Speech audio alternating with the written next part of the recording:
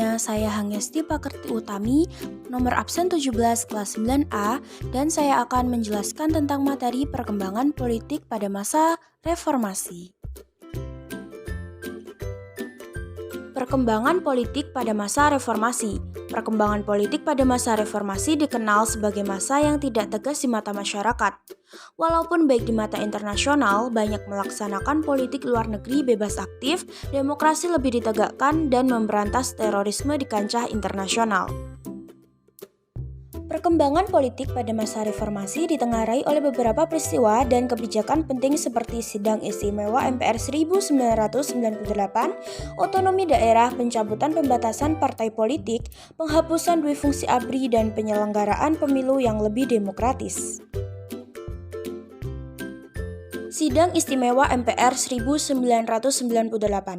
Pada tanggal 10 hingga 13 November 1998, MPR mengadakan sidang istimewa untuk menetapkan langkah pemerintah dalam melaksanakan reformasi di segala bidang. Dalam Sidang Istimewa MPR 1998, terjadi perombakan besar-besaran terhadap sistem hukum dan perundang-undangan. Sidang Istimewa MPR 1998 menghasilkan 12 ketetapan MPR yang memperlihatkan adanya upaya mengakomodasi tuntunan reformasi.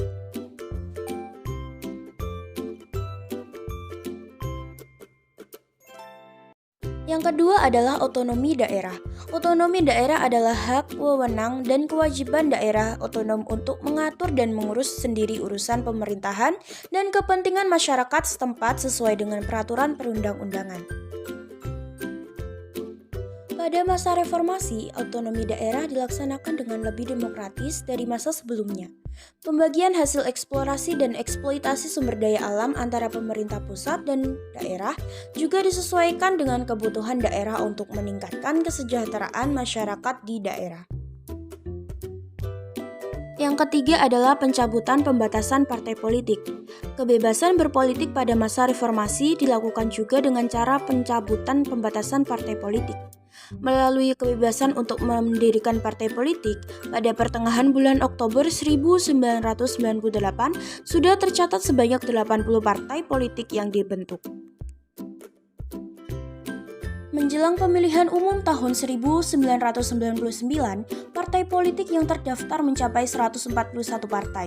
Setelah diverifikasi oleh Komisi Pemilihan Umum, hanya sebanyak 48 partai saja yang berhak mengikuti pemilihan umum. Dalam hal kebebasan berpolitik, pemerintah juga telah mencabut larangan mengeluarkan pendapat, berserikat, dan mengadakan rapat umum. Yang keempat adalah penghapusan duifungsi ABRI. Pada masa reformasi, duifungsi ABRI dihapuskan secara bertahap sehingga ABRI berkonsentrasi pada fungsi pertahanan dan keamanan. Kedudukan ABRI dalam MPR jumlahnya sudah dikurangi dari 75 orang menjadi 38 orang. Mulai tanggal 5 Mei 1999, Polri memisahkan diri dari ABRI menjadi Kepolisian Negara Republik Indonesia.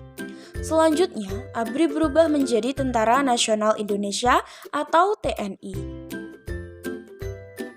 Yang terakhir yaitu pelaksanaan pemilu yang lebih demokratis. Berbeda dengan pemilu-pemilu pada masa Orde Baru yang hanya diikuti oleh 3 partai politik, pemilu pada masa reformasi diikuti oleh banyak partai politik. Meskipun diikuti oleh banyak partai politik, pemilu pada masa reformasi berlangsung aman dan tertib. Pemilu tahun 2004 adalah pemilu pertama yang memungkinkan rakyat untuk memilih presiden secara langsung. Pemilu ini dilaksanakan minimal 2 tahap dan maksimal 3 tahap. Tahap pertama adalah pemilu legislatif untuk memilih partai politik dan anggotanya yang dicalonkan menjadi anggota DPR, DPRD, dan DPD. Tahap kedua adalah pemilu presiden putaran pertama. Pada tahap ini, pasangan presiden dan wakil presiden dirilis secara langsung oleh rakyat. Tahapan ketiga adalah pemilu presiden tahap kedua.